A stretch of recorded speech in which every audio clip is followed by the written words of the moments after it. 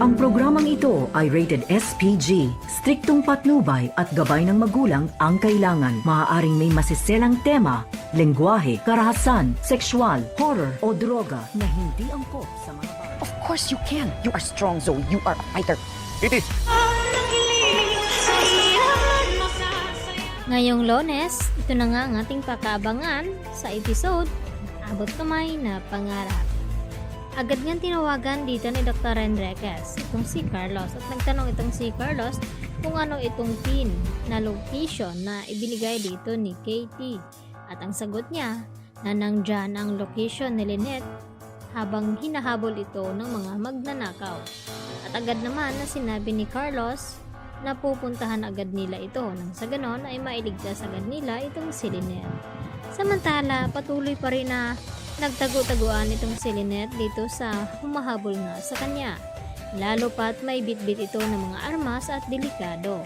Subalit ang hawak lamang ngayon ni Lynette ay isang ballpen na hindi pa nakakatiyak kung talagang matatalo niya itong kanyang kalaban. At maya-maya naman itong si Moira tumawag kay Zoe na bantayan daw maigi itong kanyang lolo Pepe. At kapag magtangka daw na tumakas ang matanda, ay huwag daw siyang mag-atubili na barilin ito. At dito na sinabi ni Moira kung saan nakatago ang kanyang armas. At dito nga na hinawakan ni Zoe. At dito rin na sinasabi ni Zoe sa kanyang ina na hindi daw niya kaya. At patuloy pa rin na kinumbinsi ni Moira itong si Zoe na stronger nga ito at kayang-kaya niya itong paslangin ang kanyang lolo at huwag daw siya magkaroon ng awa nito. At habang hinahawakan ni Zoe ang armas ay nanginginig naman itong kanyang kamay. Hanggang sa nagkamalay na nga itong si Don Pepe. At ito na kaya ang strategy na gagamitin ni Don Pepe kay Zoe na magmamakaawa ito upang kaawaan at pakawalan siya at patakasin. Sa ganon, makabalik itong si Don Pepe dito sa kanyang pamilya. Samantala, dito naman kina Giselle at RJ, hindi pa rin sila tumitigil sa paghahanap sa kanilang ama sa akala na naroon nga ito sa basurahan at naniwala sila sa sinabi dito ng mga kidnappers na sina Moira at Balahadja na nakatago daw sa malaking basurahan itong si Don Pepe. At dahil hindi nga nila makita ni RJ at Annalyn, nag-uumiyak naman itong si Giselle na baka hindi na daw nila matatagpuan itong si Don Pepe at naisahan sila ng mga kidnappers dahil nakuha na nga nila ang pera.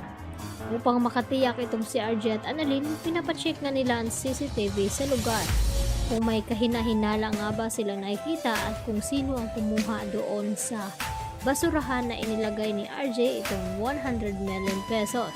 At dito nga nakita sa CCTV footage itong si Moira at itong si Balahadja na sila nga ang manaybit-bit na basura sa inaakala na yun ay basura pero hindi dahil pera nga ang laman nito sa bag.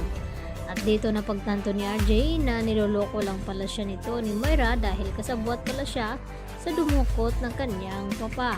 Kaya magkakaalaman na nga yan dahil sa hindi nga mapakali itong si Giselle hanggang sa nahimatay nga ito at agad na tinulungan dito nila Annalyn at Nurse Karen at RJ.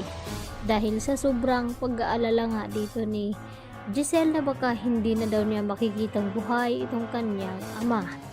At tuwang-tuwa naman itong si Moira habang bitbit ni Balahadja itong kanyang pera at pinapauna niya nga ito umalis upang hindi sila makita ni RJ. Yan ang ating abangan mamaya sa Abot Kamay na Pangarap.